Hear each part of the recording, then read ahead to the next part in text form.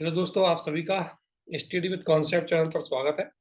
और दोस्तों, जैसे कि हमारे समर्पण जो जीएस का आंसर राइटिंग बैच चल रहा है, इसके अंतर्गत बेसिकली बहुत सारे लोगों ने अभी तक लगभग 24 डेज की कंप्लीट हो चुके हैं। ऑलमोस्ट सारे क्वेश्चन कंप्लीट हो चुके हैं। इसमें 50 क्वेश्चन कंप्लीट हो चुके हैं। इसके अंतर्गत बेसिकली हमारा उद्देश्य ये था आंसर राइटिंग के इस बैच को चलाने का कि आंसर राइटिंग लर्न करें, सीखें। बहुत सारे लोगों ने आंसर राइटिंग की है और बहुत सारे लोगों के आंसर राइटिंग में इंप्रूवमेंट देखने को मिला है। बहुत सारे लोगों ने डे 1 से लेकर के अगर डे 20 तक उनके क्वेश्चन को एनालिसिस करेंगे तो फाइंड आउट हुआ कि उन्होंने बहुत सारा इंप्रूवमेंट किया है।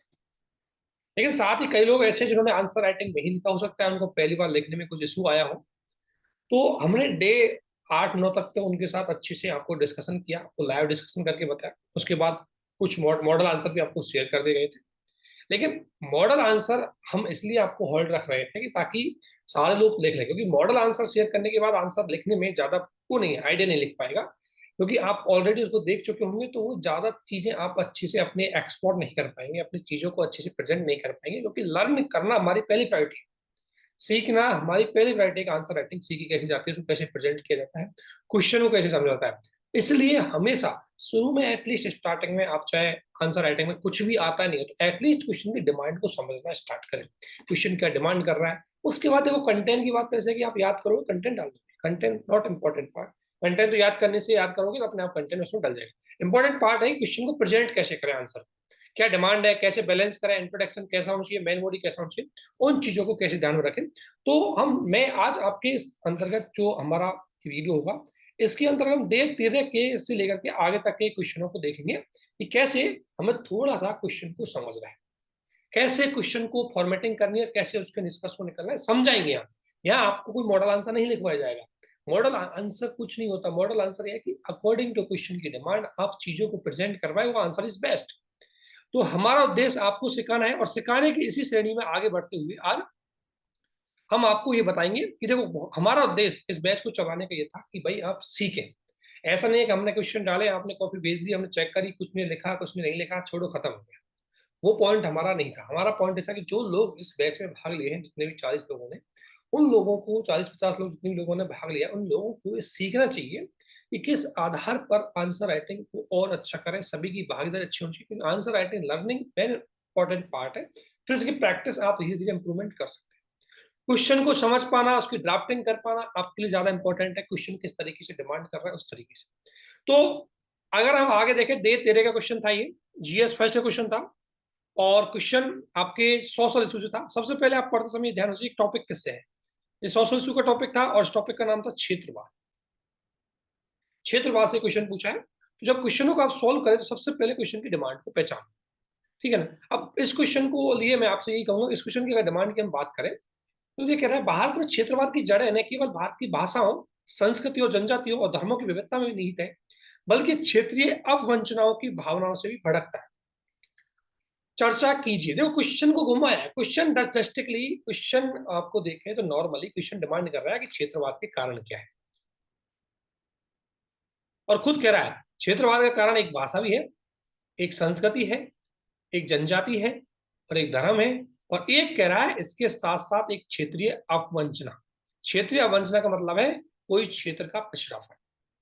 जब आप किसी क्षेत्र में कोई डेवलपमेंट कार्य कर रहे हो, पूरे देश में कोई योजना बना रहे हो, किसी क्षेत्र विशेष के लिए उसका फायदा नहीं मिले, या किसी स्टेट के लिए कोई योजना बन रही है तो उसका पूरा फायदा उस क्षेत्र विशेष को नहीं मिले, तो क्षेत्र अपने विकास के लिए अलग से एक अपना राजनीतिक स्वायत्ता डिसाइड करने के लिए डिमांड कर लेता है। वो आपका इस क्वेश्चन की डिमांड है। तो बेसिकली यदि मैं इस क्वेश्चन की अगर आपको बात करूं, देखो क्वेश्चन कुछ नहीं, क्वेश्चन खुद बोलते हैं। अब क्वेश्चन को घुमाना करना ये अलग बात होती है, आपको प्रेजेंट करना आपकी प्रायोरिटी होती है। देखो क्षेत्रवाद है तो इस क्वेश्चन में बेसिकली आपको क्या करना है, इंट्रो में बस कुछ नहीं करना, डायरेक्टली क्षेत्रवाद को डिफाइन करना है, क्षेत्रवाद को परिभाषित करना है, ठीक है। इंट्रोडक्शन में क्षेत्रवाद को परिभाषित करना है। क्षेत्रवाद की परिभाषा क्या होती है ये आप सभी जानते हैं, इसको आप लिखो। मैं क्षेत्रवाद की परिभाषा बताता हूँ। क्षेत्रवाद एक भावनाएं होती है जो किसी क्षेत्रीय पहचान को राष्ट्रीय महत्व से पहले प्राथमिकता देती है, ठीक है ना। क्षेत्रीय पहचान, क्षेत्रीय मुद्दे, है ना, क्षेत्रीय हित, उनको राष्ट्रीय हितों से पहले प्राथमिकता देती है। अगर मैं संक्षिप्त में बोलूं तो क्षेत्रीय हित ज्यादा ग्रेटर है किससे, राष्ट्रीय से। और एग्जाम्पल आप कुछ भी दे सकते हो। अगर एग्जाम्पल मैं बोलूँ तो जैसे नॉर्थ ईस्ट का एग्जाम्पल दे दो, नॉर्थ ईस्ट का क्षेत्रफल, है ना। इसके अलावा आप राज्य के अंतर्गत भी क्षेत्रफल दे सकते हो, जैसे बुंदेलखंड यूपी में, पूर्वांचल यूपी में, ठीक है, जो क्षेत्रीय भाषा में। इसीलिए मराठा महाराष्ट्र में, बंगाली की बात करें तो बंगाल में। ये क्षेत्रवाद के आपके एग्जाम्पल, ठीक है। मैं आपको एग्जाम्पल देने वाली बात बता रहा हूँ। एक तो क्षेत्रवाद से इंट्रोडक्शन लिखना है। सेकंड काम क्या करना है कि अब आपको बताना है कि क्षेत्रवाद के उदय के लिए या क्षेत्रवाद के लिए जिम्मेदार कारक, और जिम्मेदार कारकों को तीन आधार बताना है कि भाषा, एक तो भाषा कैसे है, एग्जाम्पल देना है इसमें क्षेत्रवाद का है द्रविड़ आंदोलन। इसका एग्जाम्पल आप देख सकते हैं मद्रास से आंध्र प्रदेश का अलग होना। इसका एग्जाम्पल दे सकते हैं पंजाब से महाराष्ट्र का अलग होना, ठीक है ना। इसका एग्जाम्पल क्षेत्रवाद देख सकते हैं कर्नाटक और तमिल विवाद। ये क्या है, ये क्षेत्रवाद है जो भाषा की वजह से पैदा हुआ है। इसका कारण क्या है, भाषा।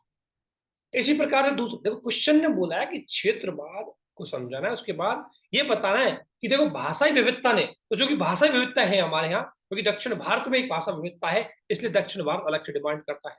पंजाब और हरियाणा में भाषा विविधता है, इसलिए पंजाब अलग डिमांड करता है। नॉर्थ ईस्ट के लिए अलग अलग तरह की भाषाएं हो सकती है। तो भारत में भाषाई विविधता क्षेत्रवाद को बढ़ावा देती है। बंगाली भाषा वाला बंगाली की बात करेंगे, मराठी मराठी की भाषा करेंगे, है ना, गुजराती गुजराती की बात करेंगे, उड़िया उड़िया की बात करेंगे, मैथिली मैथिली की बात करेंगे। सब क्या है, क्षेत्रवाद है ना। और ऑब्वियसली इस समय वो भाषा के मुद्दे के आधार पर हिंदी की बजाय क्षेत्रवाद की बात कर देंगे, तो वो सबसे बड़ी एक बात होगी। सेकंड पार्ट क्या है, संस्कृति। अब संस्कृतियां देख लो, आप संस्कृति की बात करो तो संस्कृतियां क्षेत्रवाद को कैसे बढ़ावा देती है, वो आपको यहाँ पर लिखना है। ये संस्कृतियां कैसे क्षेत्रवाद को बढ़ावा देगी आपकी।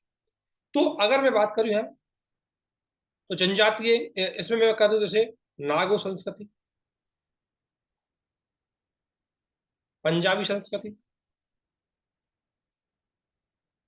ठीक है, इस्लाम संस्कृति जम्मू कश्मीर में, ठीक है। वो आपको एग्जांपल देना है कि संस्कृतियां किस तरीके से करती है।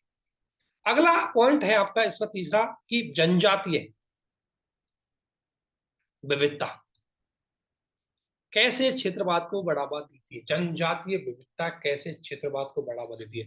तो एग्जांपल दे दो, नागा जनजाति, तो ग्रेटर नगा की बात करती है, ग्रेटर नागालैंड की बात करती है नागा जनजाति, तो ये क्षेत्रवाद की भावना को बढ़ाती है। तो ये तो क्वेश्चन ने बोला कि ये तो बढ़ाते ही है, इनको आप तो बताना ही है कि ये है, लेकिन इसके अतिरिक्त क्षेत्रवाद की भावना बढ़ाने में एक और कारक है, वो है आर्थिक वंचना या पिछड़ापन। और इसका एग्जाम्पल आपको ज्यादा देने, इसको ज्यादा एग्जाम्पल में आपको रखना है। एग्जाम्पल फर्स्ट, आप एग्जाम्पल इसमें दे सकते हो कि जैसे झारखंड और बिहार से झारखंड का उदय, यूपी से उत्तराखंड का उदय, और एमपी से छत्तीसगढ़, इनका मेन कारण क्या था कि आर्थिक वंचना से पीड़ित थे। इसके अलावा आज भी एग्जांपल दे सकते हो, विदर्भ क्षेत्र गुजरात में, मराठवाड़ा क्षेत्र महाराष्ट्र में, ये आज भी क्षेत्रीय भावनाएं हैं इनमें, इसलिए क्योंकि पिछड़े हुए हैं। तो अपने विकास के लिए ये अलग से राष्ट्रवाद की मांग कर रहे हैं, तो वो आपकी क्षेत्रीयवादी बात होगी, ठीक है। तो ये इस आधार पे क्वेश्चन ने बोला है। और धर्म की विविधता देखो, धर्म वाला पॉइंट में भूल गया, धर्म की विविधता देखो कि धर्म विविधता भी क्षेत्रवाद को बढ़ावा देती है। यहाँ लिख सकते हो इसको, धार्मिक विविधता। और इसमें पंजाबी खालिस्तान की मांग करने वाला, ठीक है। तो धार्मिक विविधता के एग्जाम्पल आप देख सकते हो। और इस आधार पर इस क्वेश्चन के डिस्कस में दो कि क्षेत्रवाद क्षेत्रीय पहचान का आधार है, जो भाषाई धार्मिक पिछड़े आर्थिक पिछड़ेपन की वजह से बढ़ता है। और यही कारण है कि आज हमारे यहाँ नेक्स्ट हमारे बात विभिन्न प्रकार की जो क्षेत्रीय घटना बढ़े उसके पीछे जिम्मेदार है। इस प्रकार से आप इसका निष्कर्ष खत्म कर सकते हैं, ठीक है। बस इस क्वेश्चन में था, आप लिखिए, बस यही इसका डिमांड थी। तो इस तरीके से आपको एक थोड़ा ब्रीफ करके बता रहे क्वेश्चनों को, इसलिए जो कैंडिडेट क्वेश्चन को नहीं समझ पाए, जो स्टूडेंट इस क्वेश्चन को नहीं समझ पाए, प्लीज लिखने की प्रयास करो, उसको हमारे जो आपको ग्रुप दिया गया उसमें शेयर कीजिए उसको, ठीक है ना। अगला क्वेश्चन इसी का था, ये भी जीएस फर्स्ट का था, 100 इशू का था, और इसमें पूछा गया है कि देखो स्वतंत्र भारत में धार्मिकता किस प्रकार सांप्रदायिकता का रूपांतरित हो गई, इसका एक उदाहरण प्रस्तुत करते हुए धार्मिकता और सांप्रदायिकता के मध्य विभेदन बताओ। देखो ये आपको धार्मिकता और दो शब्द है इसमें, तो क्या करो इंट्रोडक्शन में दोनों शब्दों को डिफाइन कर दो, धार्मिकता और सांप्रदायिकता।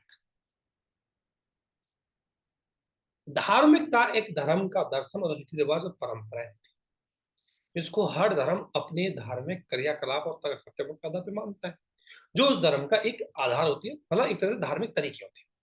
सांप्रदायिकता क्या है, उन्हीं धार्मिक तरीकों को जब सर्वोच्च मान करके दूसरे के धार्मिक तरीकों को कमजोर माना जाता है और उनको घृणा और नफरत की भावना से देखा जाता है, उस स्थिति को बोलते हैं सांप्रदायिकता। तो सांप्रदायिकता एक अतिवादी धारणा हो जाएगी, ठीक है ना। इस तरीके से आप इन दोनों को परिभाषित कर दो,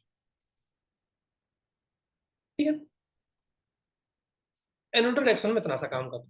अगला क्या करें, अब आपको बताना है स्वतंत्र भारत के बाद इस धार्मिकता ने सांप्रदायिकता का रूप कैसे लिया।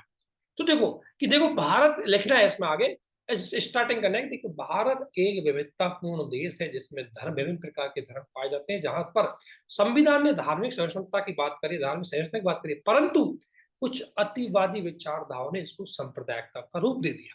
संप्रदाय और उसका फिर आपको देखो धार्मिकता, जैसे धार्मिकता आपकी क्या है, अब देखो ये धार्मिकता है और ये सांप्रदायिकता है। पहले तो आपको एग्जाम्पल देना है, फिर इन दोनों में अंतर बताना है। तो एक एग्जाम्पल में आपको, जैसे एग्जाम्पल अगर आपके पास है, एग्जाम्पल धार्मिकता और सांप्रदायिकता का अगर एग्जाम्पल की मैं बात करूं, तो देखो धार्मिकता है कि धर्म के रीति रिवाजों को मानना, रीति रिवाज, आस्था, परंपराओं को मानना। लेकिन यही धर्म के रीति रिवाज जब दूसरे के प्रति दूसरे धर्म के प्रति या दूसरे वर्ग विशेष के प्रति क्या करते हैं, ये घृणा पैदा करते हैं, नफरत पैदा करते हैं, नफरत, संकीर्णता पैदा करते हैं, तो ये सांप्रदायिकता में बदला। फॉर एग्जाम्पल जैसे बाबरी मस्जिद वाला मामला या अयोध्या मामला, ये दोनों क्या धार्मिकता की निशानी थी कि भाई बाबरी मस्जिद मुसलमानों की धार्मिकता की निशानी थी, अयोध्या मामला था वो। लेकिन इन दोनों के आधार पर आपका बाबरी कांड होना, अयोध्या कांड होना, गोधरा कांड होना, ये क्या है, सांप्रदायिक। इस प्रकार धर्म ने धार्मिकता जब राजनीतिक रूप ले लेती है तो सांप्रदायिकता में कन्वर्ट, और यही कारण था कि भारत में स्वतंत्रता के बाद धार्मिकता के कई एग्जाम्पल देखने वाले। सबसे बड़ा एग्जाम्पल आपका बाबरी कांड है, गोधरा कांड है, वो देखो। उसके बाद मुजफ्फर दंगे, उसके बाद तो बहुत सारे एग्जाम्पल आपको मिल जाएंगे। अभी रिसेंटली आप देख सकते हो करौली की घटना, उदयपुर की घटना, ये सबके पीछे एक कारण क्या था कि धार्मिक रीति रिवाज थे।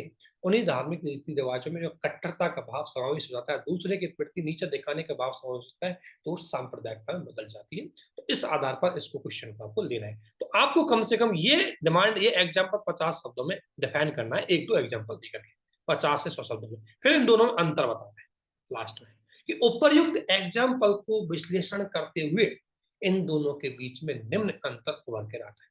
तो आप यहाँ अंतर बता दो, इधर लिख दो धार्मिकता और इधर लिख दो सार्वजनिकता, फिर लिख दो आराम से ये नैतिकता पर आधारित होती है, ये अतिवादी संकीर्णता पर आधारित होती है। ऐसे करके आप 2-3 एग्जाम्पल, मैं पूरे एग्जाम्पल नहीं बताऊं, पूरी तरीके नहीं, आपको ऐसे करके लिखना है, और फिर ये अंतर दिखाने के बाद इस क्वेश्चन में आपको निष्कर्ष पे जाना है। और निष्कर्ष में क्या लिखना है कि धार्मिकता को सांप्रदायिकता बदलने हेतु, सॉरी, धार्मिकता को सांप्रदायिकता में बदलने से रोकने हेतु हमें धार्मिक सहिष्णुता, हमें धार्मिक समन्वयता, हमें अल्पसंख्यकों के हितों की सुरक्षा और संवैधानिक नैतिकता का अनुपालन करना, वो चीजें आप इसमें लिख सकते हो। मैं निष्कर्ष लिखूंगा नहीं, मैं आपको बोल के बताऊंगा। इस तरीके से आपका ये क्वेश्चन खत्म, डे 13 का खत्म, आप आराम से लिख सकते हो। प्रैक्टिस करो चीजें लिखनी, बस मेरा आपको बताने का उद्देश्य है कि आपको मैंने बता दिया, अब आपको लिखना है। यही मॉडल आंसर का तरीका, यही मॉडल आंसर है। क्वेश्चन की डिमांड थी, मैंने लिख दिया। ठीक है। अगला अगर हम बात करें डे 14 के अंतर्गत, डे 14 में हमने GS2 के क्वेश्चन आपको दिए थे, IR का क्वेश्चन है, ठीक है ना। देखो सबसे पहले आपका काम है क्वेश्चन को पढ़ना। जैसे क्या करना है, अफगानिस्तान में तालिबान के शासन के 2 वर्ष हो गए, ये यानी कि ये कहने का मतलब है कि आपको पता है कि अमेरिका की सेना वहां से बाहर जाने के बाद जो राजनीतिक रिक्तता की स्थिति, उसका फायदा, जो राजनीतिक शून्यता की स्थिति, उसका फायदा तालिबान ने उठाया और तालिबान ने अफगानिस्तान पर अटैक कर लिया, अपना शासन स्थापित कर लिया। प्रेजेंटली बात यह है कि 2 साल से तालिबान में, सॉरी 2 साल से अफगानिस्तान में तालिबान का शासन है। तो एक तो चीज आपको बतानी। अगला, तालिबान के शासन के तहत अफगानिस्तान की वर्तमान स्थिति को बताना है कि तालिबान का जो शासन आया दोबारा, क्योंकि दोबारा शासन है, इससे पहले 1996 से लेकर के 2001 के बीच में तालिबान का शासन अफगानिस्तान में रह चुका है। तो ये दोबारा शासन आया है, इसकी वर्तमान प्रदर्शन है, इससे तालिबान, इससे अफगानिस्तान की आर्थिक स्थिति कैसे हो गई, सामाजिक स्थिति कैसे हो गई, क्या पिछड़ापन हो गया, गरीबी, भुखमरी, शिक्षा, स्वास्थ्य, इसकी स्थिति बताना है। और फिर भारत के लिए तालिबान का महत्व। तो इस क्वेश्चन के आपके एक तरह से कह सकते हैं 3 पार्ट है, क्योंकि ध्यान रखना 250 शब्दों में है, 250 शब्दों में होने की वजह से ये आपके लिए बहुत इंपॉर्टेंट है। 15 नंबर का क्वेश्चन है, और IR के क्वेश्चनों में आप आराम से 8 नंबर अच्छे से ला सकते हो अगर आपने बहुत अच्छे से प्रेजेंट किया है। बहुत इजी होता है, बहुत अच्छे से, बस इसमें कीवर्ड्स आपको यूज करने होते हैं। तो देखो इंट्रोडक्शन में आपको लिखना है, इंट्रोडक्शन अगर मैं इसकी बात करूं तो इंट्रोडक्शन में आप लिख सकते हैं कि तालिबान में अमेरिकी सैनिकों की वापसी से राजनीतिक शून्यता, राजनीतिक शून्यता को अवसर के रूप में प्रयोग कर तालिबान ने अफगानिस्तान में अपना शासन स्थापित। ये राजनीतिक स्थिरता शून्यता शब्द लिखना है, इस तरीके से आपको लिखना है। और देखो ऊपर लाइन लिखनी भाई, अफगानिस्तान से जब सेना गई तो उसके बाद राजनीतिक शून्यता की स्थिति। इंट्रोडक्शन में आपको इतना लिखना है ना। इसके बाद लिखना है कि पिछले 2 वर्षों से, पिछले 2 वर्ष हो गए अभी तक इस शासन की, और 2 वर्षों से तालिबान के जो शरिया कानून है, 2 वर्षों से शरीयत के आधार पर यहाँ पर शासन चल रहा है, ठीक है ना, शासन चल रहा है, ये लिखना है आपको। उसके बाद आपको लिखना है कि एक पार्ट मेन बॉडी, एक पार्ट लिखना है कि इस तालिबान शासन की, तालिबान के अधीन अफगानिस्तान की स्थिति। तो देखो पहली स्थिति, अफगानिस्तान में भुखमरी की स्थिति आ गई है, ग्लोबल हंगर इंडेक्स में बहुत पीछे। दूसरी स्थिति, महिला शिक्षा समस्या आ गई। तीसरी, आर्थिक पिछड़ापन, महिला शिक्षा आपको पता है शरीयत इनको अलाउ नहीं करता, तालिबान शासन महिलाओं को स्कूल बंद करवा दी। तो ये, इसके अलावा एक चीज और है कि कोविड की वजह से समस्याएं यहाँ उत्पन्न हुई, वो भी आपको बताना है ना। इसके अलावा यहाँ स्वतंत्रताएं दमन हुई, स्वतंत्रताओं का दमन, और लोकतंत्र के स्थान पर शरीयत का कानून। ये 3-4 पॉइंट आपको लिख देने इस तरीके से। और उसके बाद जब इसकी वर्तमान स्थिति बता दे, उसके बाद कि तालिबान की, उसके बाद लिखना है कि जो अफगानिस्तान है, इस अफगानिस्तान की भू सामरिक स्थिति भारत के लिए इसका महत्व बता देती, महत्व बढ़ा देती। और यहां आपको सबसे पहले क्या करना है, एक मैप बनाना है नहीं, यहाँ जहां पर उसके महत्व को बताओ, वहां आपको इसको एक मैपिंग में बताना है। मैपिंग में देखो, जब भी कोई 2 देशों की बात पूछी जाए मैपिंग बनाओ। तो मैपिंग क्या करो, देखो इधर मैपिंग बनाना है आपको हमेशा, लेकिन ये बना दो यहाँ, ठीक है ना। तो मैपिंग बना के आप इसको चेक करो, सबसे पहले मैपिंग बनाओ इसमें, और मैपिंग बना करके अफगानिस्तान और भारत की लोकेशन को दिखा दो, ठीक है। तो मैपिंग तो आप बना लोगे,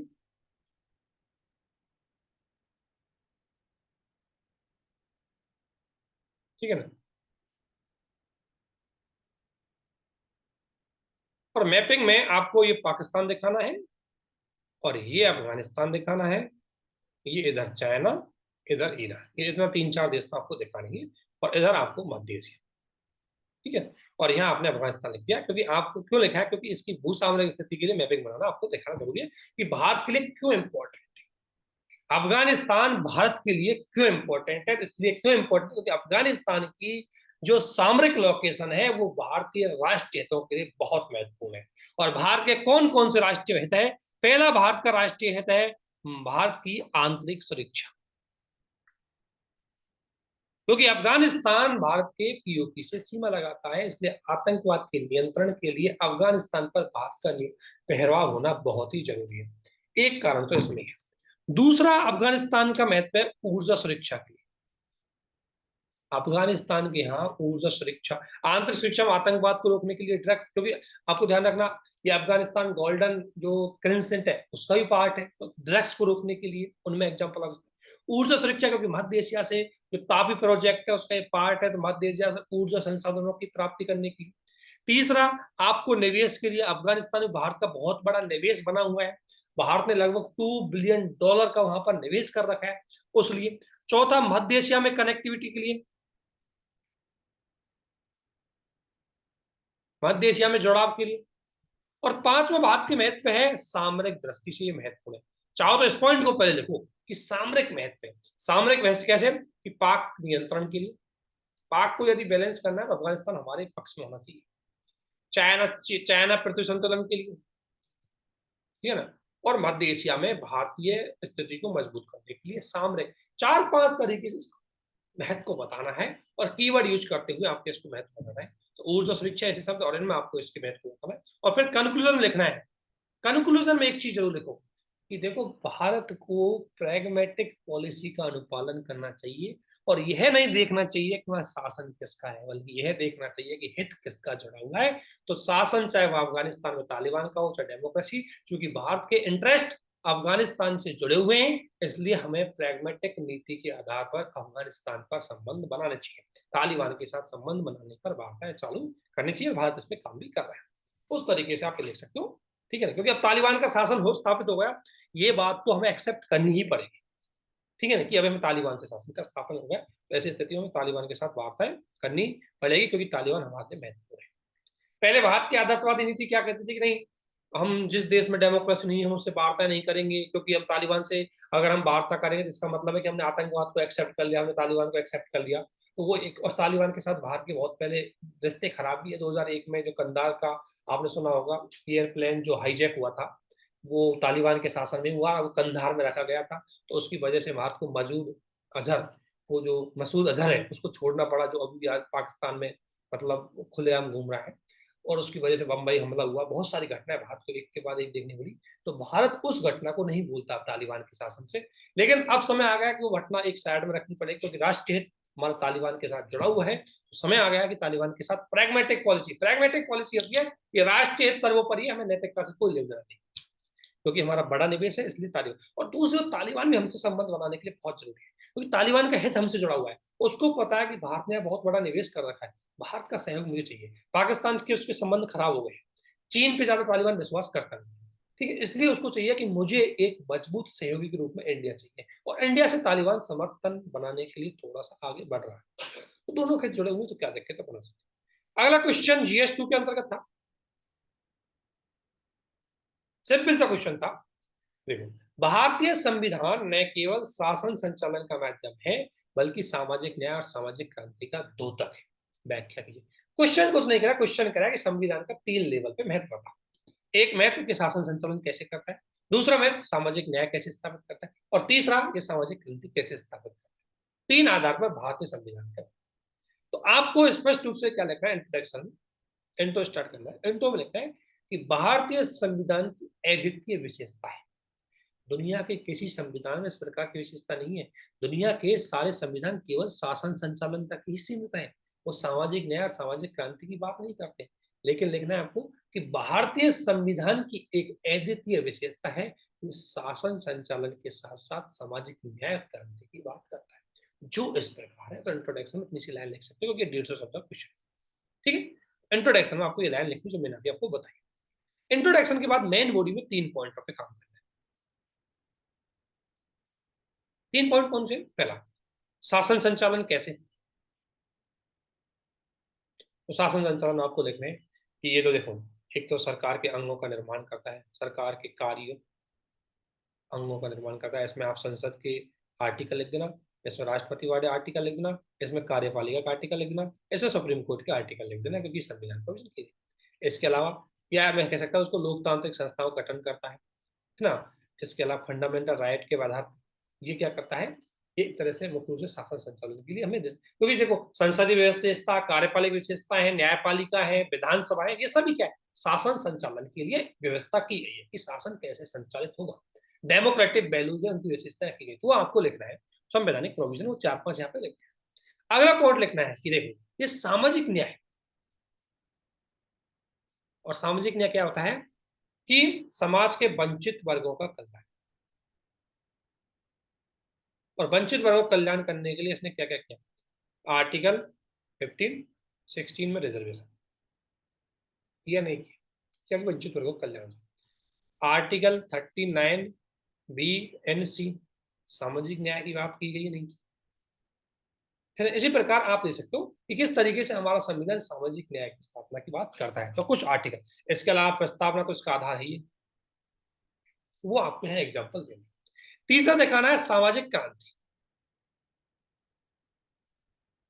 तो आपको इसमें सामाजिक क्रांति में दिखाना है, क्रांति का मतलब होता है परिवर्तन, समाज में परिवर्तन, समाज में परिवर्तन। अब परिवर्तन कैसे लाया, पहले भारतीय समाज क्या होता है, पद सोपानिक था, मतलब आप सभी जानते हैं जाति के आधार पर भेदभाव था। अब क्या हो गया, आर्टिकल 14 में क्या कर दिया, समानता आधारित कर दिया, तो क्रांति हुई है नहीं। पहले हमारा समाज पद सोपानिक था, आज हमारा समाज समानता का आधार, ठीक है। सेकंड, अस्पृश्यता का अंत, आर्टिकल 70, पहले अस्पृश्यता थी, अब अस्पृश्यता का अंत हो गया। महिला पिछलापन, अब महिला सशक्तिकरण हो गया।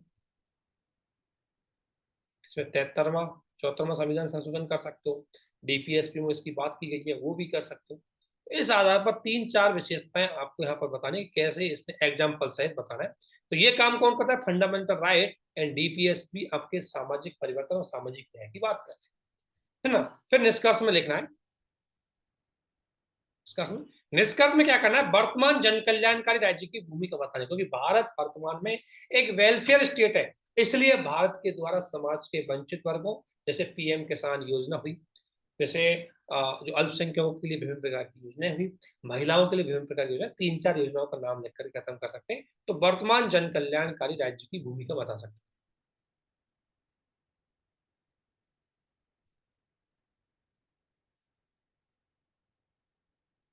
इस तरीके से यहाँ पर क्वेश्चन खत्म हो गया, ठीक है। तो ये एक तरीके से लिखने का प्रयास करो, मैं कहना क्या चाह रहा हूँ, ये दैट यही मॉडल आंसर है, बेस में 2-4 एग्जांपल डाल दूंगा, ये मॉडल आंसर है, ठीक है। डे 15 की यदि मैं बात करूं, डे 15 GS3 से आपको दिया गया था, कुछ देख आराम से सिंपल से क्वेश्चन पढ़ते जाइए, आप आंसर तक पहुंच जाएंगे। क्वेश्चन क्या कह रहा है उसको पढ़ो। हाल ही के वर्षों में भारत में उच्च मुद्रास्फीति दर का अनुभव किया गया। देखो सबसे बड़ी गलती इस क्वेश्चन को जो हम चेक कर रहे थे, तो एक चीज अनुभव हमें हुआ कि लोगों ने क्या कर दिया कि जैसे मैंने इन्फ्लेशन पढ़ रखा है, अब चाहे कुछ भी पूछ में तो इन्फ्लेशन के समान कारण लिखूंगा। अरे भाई उसने बोला है कि करंट के कारण क्या है, हो सकता है कि देखो स्टैटिक में फिक्स कारण होते हैं कि एक तो कॉस्ट बेस्ड और एक सप्लाई बेस्ड, एंड डिमांड, और एक सप्लाई बेस्ड कारण हो सकते हैं जिसकी वजह से इन्फ्लेशन बढ़े,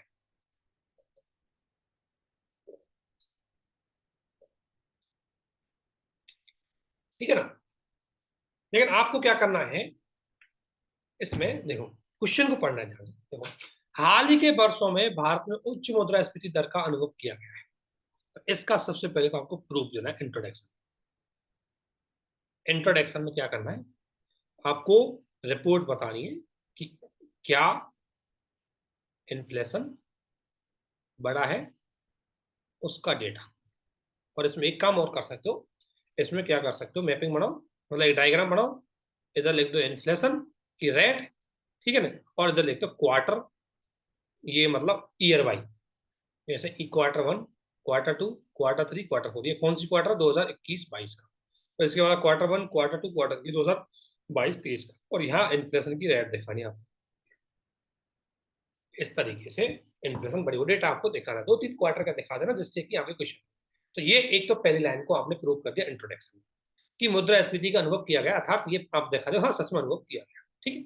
तो आपको पहला क्या करना है कि इन्फ्लेशन को डिफाइन करो, सिर्फ एक लाइन है, इन्फ्लेशन अर्थव्यवस्था की वह स्थिति होती है जिसमें विभिन्न कारणों की वजह से वस्तु और सेवाओं की कीमतों में वृद्धि हो जाती है और मुद्रा की कीमतें कम हो जाती है। उस स्थिति को इन्फ्लेशन बोलते हैं। एक लाइन में लिखना है, कारण मत लिखो अभी। उसके बाद जैसा कि अभी हाल ही में रिपोर्ट में देखा गया है कि भारत में इन्फ्लेशन है, और ब्रैकेट में एक छोटा सा मैं बना दो, डायग्राम बना दो, आपको खत्म हो जाएगा। ठीक है, अगला पॉइंट पे जाना है कि भारतीय अर्थव्यवस्था में मुद्रास्फीति के प्रमुख कारणों पर चर्चा कीजिए। अब देखो, ध्यान रखना, कारण बहुत हो सकते हैं, लेकिन आपको वर्तमान के कारण बता। अब कारण दो आधार बता सकते हो, आप चाहो तो दो आधार बता सकते हो। एक आधार तो हो सकता है आप घरेलू स्तर के कारण बता सकते हो, और अंतरराष्ट्रीय स्तर या वैश्विक कारण। जैसे वैश्विक कारण क्या होगा? रूस यूक्रेन डिस्प्यूट ना, कोविड-19 से सप्लाई चेन में बाधा। ठीक है, निर्यात प्रतिबंध, बहुत सारे देशों ने निर्यात पे प्रतिबंध कर दिया। आपको पता है इंडोनेशिया ने भारत में जो पॉम ऑयल आता था, उस पॉम ऑयल को भारत में बेचने से मना कर दिया। और जब भारत में पॉम ऑयल आएगा नहीं तो भारतीय मार्केट में महंगा होगा, इन्फ्लेशन तो बढ़ेगा ही। तो निर्यात प्रतिबंध। तो ये वैश्विक लेवल पे कारण होगा। घरेलू लेवल पे आपका कारण क्या होगा? घरेलू लेवल पे आपको पता है, एक तो घरेलू लेवल पे आपके खाद खाद इन्फ्लेशन बढ़ी है भारत में।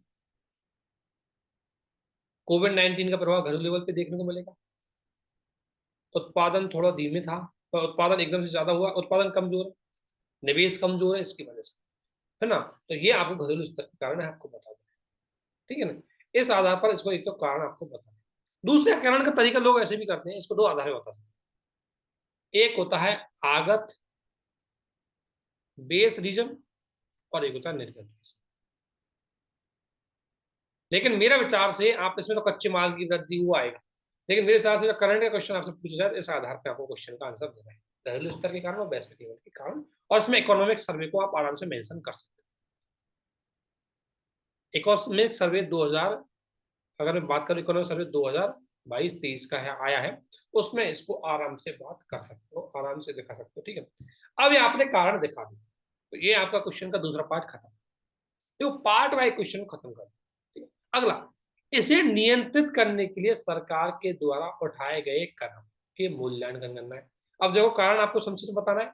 अब सबसे पहले अगला पॉइंट लिखना है आपको कि सरकार के द्वारा राजकोषीय नीति, ध्यान रखना सरकार की कौन सी नीति होती है? राजकोष नीति एवं राजकोष नीति, तो सरकार की नीति पूछते हैं, तो राजकोष नीति एवं आरबीआई की मौद्रिक नीति में निम्न प्रयास की। अब प्रयासों को बता दो एक बार, सरकार के राजकोषीय नीति के प्रयास बता दो। पहला, कि पीएलआई स्कीम लेके आए ताकि मतलब एक तरह से आपका उत्पादन बढ़े, प्रोडक्ट लाइन में। दूसरा, आप बता सकते हो कस्टम या टैक्स कम किया है। आपको बहुत सारी आयात होने वाली वस्तु है, कच्चे तेल की आयात होने वाली वस्तु है, टैक्स कम किया ताकि वस्तु में सस्ती हो जाए। फिर हमने भी निर्यात पे प्रतिबंध लगा दिया, क्योंकि हमारे यहाँ से बाहर जाएगी तो हमारे मार्केट में, तो कई वस्तुओं पर निर्यात प्रतिबंध लगाया है आपको। वो एग्जाम्पल आपको दे सकते हैं, तीन चार इकोनॉमिक सर्वे दिया हुआ है। इसके बाद मौद्रिक नीति का एग्जाम्पल दे सकते हो, मौद्रिक नीति में क्या प्रयास किया हमने। तो मौद्रिक नीति के अंतर्गत जैसे वही, एक तो कठोर मौद्रिक नीति अपनाई है ना। सरकारी प्रयास में टैक्सेशन को भी लिख सकते हो आप, टैक्सेशन वाला, कि टैक्स में हमने नॉर्मली जो पर्सनल टैक्स है, इनकम टैक्स, उसको बढ़ाया है, लेकिन कॉर्पोरेट टैक्स को थोड़ा कम किया ताकि वो निवेश ज्यादा कर सके। मौद्रिक नीति में आरबीआई द्वारा कठोर मौद्रिक नीति को अपनाया गया था, उसका एग्जाम्पल आप लिख सकते हो। ठीक है ना, राजकोष नीति में एमएसएमई को प्रोत्साहन है, वो भी लिख सकते हो। ठीक है, वो चार पॉइंट आप लिख सकते हो। इसके बाद आपको संशोधन का मूल्यांकन करना है कि देखो ये प्रयास किए गए हैं, ऊपर एक प्रयास किए गए, इससे ये बात तो सही है कि तुलनात्मक रूप से इन्फ्लेशन कम हुआ है। इन्फ्लेशन ऑब्वियसली कम हुआ था कुछ क्वार्टर में, उसका एग्जांपल आ सकते हो, पिछले 2 क्वार्टरों में इन्फ्लेशन कम हुआ है, उनका एग्जांपल दे दो, है ना। लेकिन फिर भी हमें अभी भी इन्फ्लेशन बना हुआ है, तो वो चीज आपको एक लाइन में लिखनी है। और फिर निष्कर्ष में, चाहे तो मूल्यांकन को आप निष्कर्ष में लिख सकते हो, फिर निष्कर्ष में लिखना है कि मौद्रिक नीति समिति, ध्यान रखना, मौद्रिक नीति समिति द्वारा निर्धारित लक्ष्य कितना है? 4+-2 को प्राप्त करने हेतु अपनी राजकोषीय और मौद्रिक नीति का बेहतर क्रियान्वयन करना होगा। तभी जाकर के हम लास्ट नीति और मौद्रिक नीति के माध्यम से लक्ष्य को प्राप्त कर सकते हैं। इस तरीके से आपका एक क्वेश्चन था जीएसटी का डेटा, आराम से सिंपल सा था, वो आपको बता सारे क्वेश्चन के पार्ट आ रहे, छोड़ना कुछ नहीं है, ठीक है।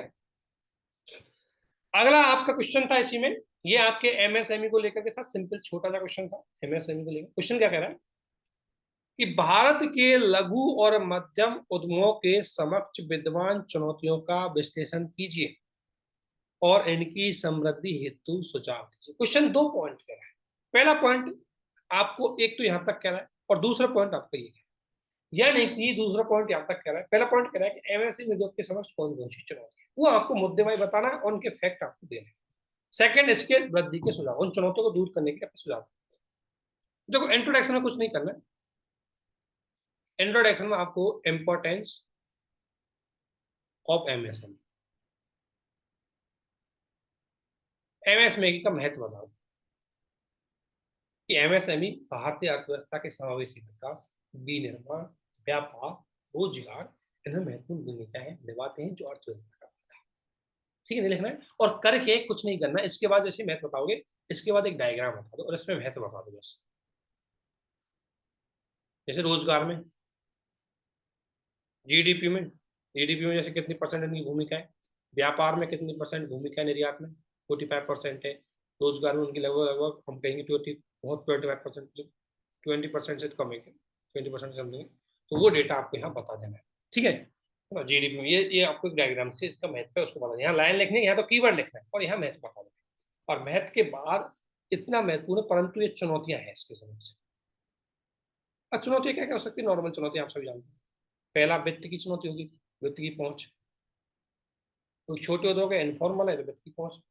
दूसरा अनौपचारिक बहुत है, अनौपचारिक क्योंकि रजिस्टर्ड नहीं है तो इनके पास डेटा, सरकार के पास डेटा अवेलेबल नहीं है, सरकार की योजनाओं का इनको फायदा नहीं मिलता, स्किल का अभाव है इनके पास, इनके पास बाजार की उपलब्धता सीमित है, निवेश सीमित है, तकनीकी का अभाव है, ठीक है। इस तरीके 2-5 पॉइंट लेके आपको एग्जाम्पल देना। निवेश सीमित है क्योंकि ये अनौपचारिक है और अभी देखा गया कि इनको निवेश बहुत कम मिला है। वित्त की पहुंच क्योंकि इनके पास डॉक्यूमेंटेशन नहीं है, इसलिए इनको वित्त की सुविधाएं नहीं मिल पा रही है क्योंकि रजिस्टर्ड नहीं है। तो 4-5 पॉइंटों में आपको लिखना है चुनौतियां। चुनौतियां लिखने के बाद आपको सुझाव, सुझाव वित्त वाले सुझाव लिखने हैं आपको, यही स्किल ट्रेनिंग के लिए आपको सुझाव लिखना है। तो जो आपने कमी बताई उनके सुझाव लिखना, ठीक है ना। जैसे मार्केट के लिए ई कॉमर्स वाला सुझाव लिख सकते हो कि ई कॉमर्स के माध्यम से इनको जोड़ा। वित्त के लिए मुद्रा स्कीम हुई, ठीक है ना। इसके अलावा इनको प्रोडक्ट, इनके साथ वो एमएसएमई आपातकालीन क्रेडिट स्कीम है, सोचा स्कीम का नाम लिख दें, ठीक है ना, एमएसएमई के लिए। स्किल के लिए स्किल इंडिया कार्यक्रम, ठीक है ना, ट्रेनिंग कार्यक्रम उधर देखा जाए। तो इस तरीके से आपको इसमें सुझाव दें। सुझाव देने के बाद जब निष्कर्ष में आप पहुंचे तो निष्कर्ष में सरकार द्वारा वर्तमान में के एमएसएमई को बढ़ावा देने हेतु किए जा रहे प्रयास, और लिखना है 5 ट्रिलियन इकोनॉमी, आत्मनिर्भर भारत और एट द रेट 2047 विकसित भारत। इन 3 की वर्ड से जरूर जोड़ के देखना है, इन तीनों को प्राप्त करना है तो एमएसएमई को हमें आगे बढ़ाना है। इस तरीके से इसका निष्कर्ष आराम से खत्म कर सकते हैं। बस रहा आपको कंटेंट ये जोड़ना है, बस ये कंटेंट कुछ नहीं, फैक्ट है, आप पढ़ लोगे आराम से। कंटेंट रिपोर्ट से एमएसएमई का डेटा मंथली मैगजीन में आता है, विजन की में एमएसडीटी के एमएसएमई का डेटा आपके समक्ष बहुत आ जाएगा, इसका आंसर आप कंप्लीट कर सकते हैं। अगला आता है डे 16। डे 16 में आपको केस स्टडी दी गई है, ठीक है ना। और केस स्टडी के बाद आपको बेसिकली क्या किया गया कि एक क्वेश्चन दिया गया, केस स्टडी के बाद आपको एक क्वेश्चन दिया गया है। तो सिंपल सा कुछ केस स्टडी में कोई ज्यादा बात नहीं, केस स्टडी मैंने आपको ऑलरेडी कई बार बता चुकी है ना। तो केस स्टडी डे 12 तक, डे 12 केस स्टडी दे सकते हो, डे 8 की केस स्टडी दे सकते हो, डे 4 की केस स्टडी दे सकते हो। केस स्टडी में सबसे पहले मैंने आपको बताया कि मुद्दे को फाइंड आउट, मुद्दा क्या। तो मुद्दा जब आप इसको पढ़ोगे तो मुद्दा एक ही आएगा इसमें। मुद्दा आता है बेसिकली, एक मुद्दा आता है इसमें कि पुलिस हिरासत में हत्या, ये बड़ा सेंसिटिव मुद्दा है और इसी की वजह से वहां बहुत सारी चुनौतियां उपलब्ध है। जो कस्टोडियन डेथ हो जाती है वो बड़ी समस्या बन जाती है। तो कस्टोडियन डेथ की वजह से पुलिस हिरासत में जो हत्या हुई है वो एक मेन कारण है। तो देखो इसको एक बार पढ़ सकते हो। उत्तर प्रदेश के किसी जिले में आप एसपी हो और इस जिले में हाल ही में गैंगस्टर से नेता बने एक, ध्यान रखो, एक नेता की नेता बने एक व्यक्ति की पुलिस कस्टडी में क्या हुई मौत। और पुलिस कस्टडी में होने वाली इस मौत की वजह से आपको बहुत बड़ी समस्या का सामना करना है। ध्यान रखना है लीडर की हुई है, तो आपके समक्ष पहली चुनौती ध्यान रखना लीडर की, ये मुद्दा याद रखना है कि लीडर की हुई है। ये गैंगस्टर अल्पसंख्यक समुदाय। अब दूसरी बात मुद्दा है अल्पसंख्यकों का, तो इसमें सांप्रदायिकता का भी मामला आ सकता है। और घटना, तीसरे बात है कि घटना लाइव कैमरे में आ गई तो सोशल मीडिया का भी रोल आ सकता है ना। इसकी वजह से फेक न्यूज का भी मामला आ सकता है, इसकी वजह से सांप्रदायिकता हो सकता है। और इस आधार पर इसके बाद सहानुभूति वाला मामला आ गया, क्योंकि जो मृतक हुआ है उसको सोशल मीडिया की वजह से लोगों ने क्या किया, उसको सपोर्ट करना चालू कर दिया, आपके एडमिनिस्ट्रेशन को दोष देना चालू कर दिया। हमले के तुरंत बाद जब हमला हुआ जेल में तो आपने क्या, हमलावारों को गिरफ्तार कर। लेकिन इस कारण से एक तो सांप्रदायिक दंगे की हिंसा, मतलब सांप्रदायिकता हो सकती है, ये एक आशंका जताई जा रही है। और इससे पुलिस विभाग इस पर जल्दी मामले को जल्दी से सुलझाने और दोषियों को सजा दिलाने के लिए भारी जांच। दूसरा, आपको राजनीतिक दबाव का मामला देखना है, तो इसमें देखो ध्यान रखना, एक आपके समक्ष राजनीतिक दबाव भी है। एक है इसमें सांप्रदायिकता दंगा, ये आपके पास दुविधाएं हैं। एक है इसमें कस्टोडियन डेथ यानी एडमिनिस्ट्रेटिव इशू हो गया। इसके अतिरिक्त गैंगस्टर की सुरक्षा के लिए तैनाती अधिकारी द्वारा किए गए सुरक्षा उपायों पर भी सवाल उठाए। दूसरी बात है जिनके कारण सुरक्षा में चूक हुई। एक सुरक्षा जो अभी अतीफ अहमद का जो मामला हुआ था उससे इसको जोड़ सकते हैं, उसी से संबंधित एक केस स्टडी एक तरह से आई है, ठीक है ना, उसी से संबंधित ही एक केस स्टडी जो आपको दी गई है। तो इसमें फिर आपको बताना है कि सुरक्षा की चूक का मामला, ये एक केस स्टडी आपके साथ। और इसके आधार पर क्या है कि पुलिस अधिकारी के रूप में आप राजनीतिक दबाव से कैसे निपटोगे, निष्पक्षता से कैसे निपटोगे, न्याय से कैसे निपटोगे, मतलब न्याय सुनिश्चित कैसे करोगे, और सुरक्षा संबंधी जो चूक हुई है उसको हल करने के लिए आपकी क्या क्या ड्यूटी होगी और आपको बताना है। तो देखो मैं आपको इस पूरी केस स्टडी को सॉल्व नहीं कर रहा, मैं आपको बता रहा हूँ ब्रीफ कैसे करना है। इंट्रोडक्शन, तो इंट्रोडक्शन लिखना है। इंट्रोडक्शन में आपको लिखना है कि सुशासन एवं न्याय, सुशासन एवं न्याय के समक्ष चुनौतियों वो प्रतिबिंब करती है केस स्टडी, चुनौती है, ठीक है ना। वो आप एक सिंपल सा लिख सकते हो इंट्रोडक्शन में। इसके बाद आपको क्या करना है, मैं इसमें ज्यादा है, ठीक है ना, यहाँ ज्यादा नहीं मैं बता दूँ। इसके बाद आपको फिर इसका ध्यान रखना, मैं यही कहूंगा बहुत सारे लोगों ने क्या किया है, इसको सॉल्व किया है, लेकिन आपको एक एक पॉइंट वाइज, पहले तो आपको इसमें हितधारकों को चाहो तो हितधारक बता सकते हो आप, हितधारक ये है। और इसके बाद आपको जरूरी मूल्य, आप एक एडमिनिस्ट्रेटिव के रूप में, एसपी के रूप में आपके अंतर्गत कौन कौन सी वैल्यूज होनी चाहिए उसको आपको जरूर लिखा। जैसे आप में एक तो होना चाहिए दृढ़ता का साहस, करेज टू कन्विक्शन, क्योंकि ध्यान रखना ऐसा राजनीतिक दबाव आपके पीछे पड़ा हुआ है, ऐसा डर और भय आपके ऊपर हो सकता है, आपकी जान को खतरा हो सकता है, उस समय आपको अपने कर्तव्य पर टिके रहने का गुण चाहिए। दूसरा, आपको सहानुभूति। तीसरा, सहिष्णुता, क्योंकि दंगे होने की संभावना है तो आपको सबको साथ। चौथा, अनुनय विनय, ठीक है ना, अनुनय अनुनय जिसके माध्यम से आप जनता को गलत सूचना देने से रोक सकते हैं, लोगों को मोटिवेट करके चीजों को भड़कने से रोक सकते हैं। ये मूल्य आपको चाहिए, तो मूल्य आपको बताने हैं। इसके बाद आपको कार्रवाई, आपके कर्तव्य बताने हैं, कर्तव्य और जिम्मेदारी। कर्तव्य कैसे, कि राजनीतिक दबाव को कैसे कम करोगे। तो पहला कर्तव्य होगा कि मैं देखो राजनीतिक दबाव को कम कर, दबाव से निपटने के लिए मेरा क्या कर्तव्य होगा, वो आपको 2-3 पॉइंट इसमें बताना कि मेरा ये कर्तव्य होगा।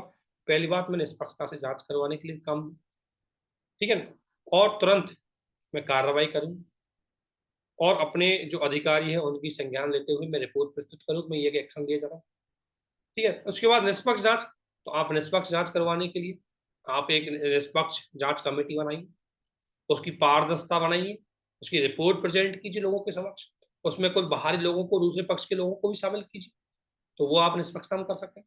न्याय सुनिश्चित करने के लिए, न्याय सुनिश्चित करने के लिए आपको तुरंत एक तो जांच होनी चाहिए, और जो कार्रवाई करने वाले हैं उनको ट्रायल में कस्टडी लेनी चाहिए, और न्यायालय में फास्ट ट्रैक कोर्ट के अंतर्गत मामला निपटाते हुए तुरंत न्याय की बात होनी चाहिए। सुरक्षा के लिए आपको दीर्घकालीन और अल्पकालीन रणनीति दोनों अपनानी पड़ेगी। दीर्घकालीन रणनीति में है कि सीसीटीवी फुटेज लगाओ, ठीक है ना, और थोड़ा सा अपने इंफ्रा को मजबूत करो, जहां वो अगर कस्टोडियन डेथ हुई है तो, ठीक है, लोगों को अपने पुलिस को ट्रेनिंग और प्रशिक्षण दो, और जो दोषी है उन पर तुरंत कार्रवाई करो। इस तरीके से आप सुरक्षा जैसे कर्तव्य उनको निभा सकते हो। और कंक्लूजन लिख रहा है, देखो सुशासन की स्थापना के लिए पुलिस अधीक्षक का रोल महत्वपूर्ण होता है। कानून व्यवस्था और राजनीतिक अपराधीकरण को रोकने के लिए हमें इस पे भी काम करना चाहिए, क्योंकि इसमें मुद्दा राजनीतिक अपराधीकरण है, उसको निष्कर्ष में आप लिख सकते हो। एडीआर का मामला, एडीआर रिपोर्ट की सजेशन, इस तरीके से आप इस केस स्टडी को खत्म कर सकते हो। अगला आपका क्वेश्चन है इसमें कि निजी और सार्वजनिक जीवन के व्यवहार और निर्णय को निर्धारित करने में नैतिकता की भूमिका पर चर्चा कीजिए। यानी कि निजी जीवन और सार्वजनिक जीवन में अगर आपको निर्णय लेना है तो उस निर्णय में आपकी नैतिकता कैसे रोल निभाती है, एक पॉइंट तो आपको ये। दूसरा, उदाहरणों के साथ उत्तर का समर्थन कीजिए कि सत्यनिष्ठा, जवाबदेही और नैतिक मूल्यों, इन तीनों का महत्व भी आपको बताना है कि ये कैसे आपके डिसीजन को इफेक्ट करती है, ठीक है ना। तो देखो, इंट्रोडक्शन में अगर बात करें तो बात ये है कि नैतिकता किसी भी व्यक्ति के सार्वजनिक और व्यक्तिगत जीवन में उचित और अनुचित के लिए उसको दिशा निर्देश करती है, मार्गदर्शित करती है ना, और इसीलिए उसके व्यवहार और निर्णय को पूरी तरह प्रभावित करती है। एक दो एग्जाम्पल आप इसको दे सकते हो। अगर मैं बात करूं आपको वहां की निजी जीवन का एग्जाम्पल, एक निजी जीवन का एग्जाम्पल दे रहा है और एक आपको सार्वजनिक जीवन का एग्जाम्पल दे रहा है नैतिक। जैसे निजी जीवन का एक एग्जाम्पल कि जैसे आपने एक सुना होगा कि वफादारी की जो नैतिकता थी किसके पास थी, तो वो आपको पता है, पन्ना अध्याय का नाम आपने सुना होगा, राजस्थान में पन्ना अध्याय। उसने अपने व्यक्तिगत निजी जीवन के, मतलब निजी अपने बच्चे को, मतलब एक तरह से उस शासन को बचाने के लिए यूज कर लिया, ठीक है ना। तो निजी एग्जाम्पल आपका हो गया। इसके अलावा, ठीक है ना, निजी एग्जाम्पल आपको अपनी व्यक्तिगत लाइफ में जो मतलब विश्वास वाली बात है, सत्यनिष्ठा वाली बात है अपने संबंधों के साथ, पति पत्नी के संबंध और व्यक्तिगत जीवन के साथ वो। और सार्वजनिक जीवन का एग्जाम्पल तो आप कई दे सकते हो इसमें, कि श्रीधरन का एग्जाम्पल दे सकते हो नैतिकता के लिए, एपीजे अब्दुल कलाम का दे सकते हो, गांधी जी का दे सकते हो, जो नैतिकता के रूप में काम किया, डिसीजन निर्णय। अब आपको ये ध्यान रखना, ये बता रहा है अगला पॉइंट क्या कह रहा है कि देखो, सत्यनिष्ठा, जवाबदेही और नैतिक मूल्य कैसे आपके निर्णय को प्रभावित करते हैं। तो तीन पॉइंटों के आधार पर आपको बताना है, सत्यनिष्ठा, जवाबदेही और नैतिकता। सत्यनिष्ठा, आपको पता है कि जो डिसीजन है उसमें समावेशी, सहिष्णुता, या उसमें एक तरह से कह सकते हैं समय प्रबंध, और जैसे इसमें एक सत्यनिष्ठा, ई श्रीधरन द्वारा मेट्रो का निर्माण, मेट्रो प्रोजेक्ट जो चलाया गया था वो समयबद्ध था, ठीक है, और साथ ही उसमें खर्चे को भी बहुत प्रतिबंधित करके रखा था। तो एक एग्जाम्पल आप इसको दे सकते हो कि सत्यनिष्ठा के माध्यम से इसको डिसीजन दिया गया था उसमें, ठीक है। जवाबदेही का एग्जाम्पल दे सकते हो कि लाल बहादुर शास्त्री जी के द्वारा जब ट्रेन घटना हुई तो उसने त्याग पत्र दे दिया, ठीक है। तो आपको इनको क्या करना है, दो तरीके से कर सकते हो। एक तो देखो ध्यान रखना, एक तो मैंने आपको बताया था कि एक तो चाहो तो आप ऊपर लिख सकते हो व्यक्तिगत जीवन और सार्वजनिक जीवन में एग्जाम्पल। एक तरीका आप यह है कि इन तीनों के, जैसे सत्यनिष्ठा का व्यक्तिगत जीवन में और सार्वजनिक जीवन में एग्जाम्पल, जवाबदेही का व्यक्तिगत जीवन में और सार्वजनिक जीवन एग्जाम्पल, और नैतिकता का व्यक्तिगत जीवन में और सार्वजनिक जीवन में एग्जाम्पल। इस तरीके से भी आपको इसको लिख सकते हैं, ठीक है।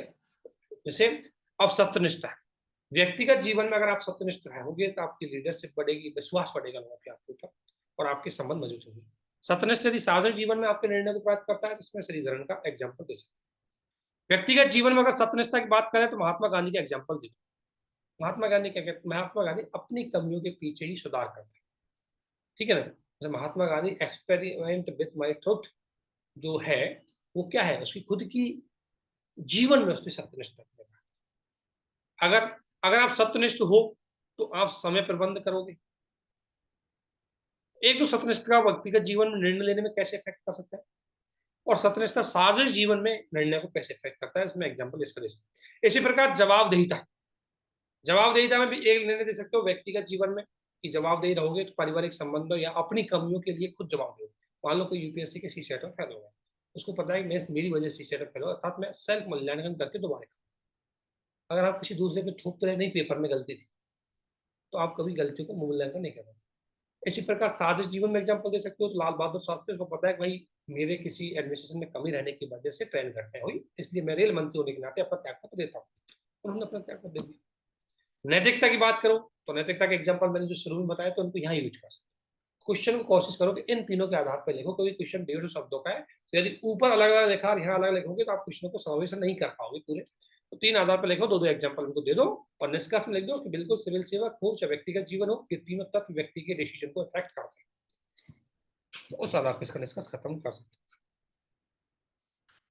ठीक है ना। तो इस तरीके से हमने 4 दिन के आपको ये क्वेश्चनों का ये चीजें बता दी जो आपको ध्यान में रखना है। ठीक है। अगला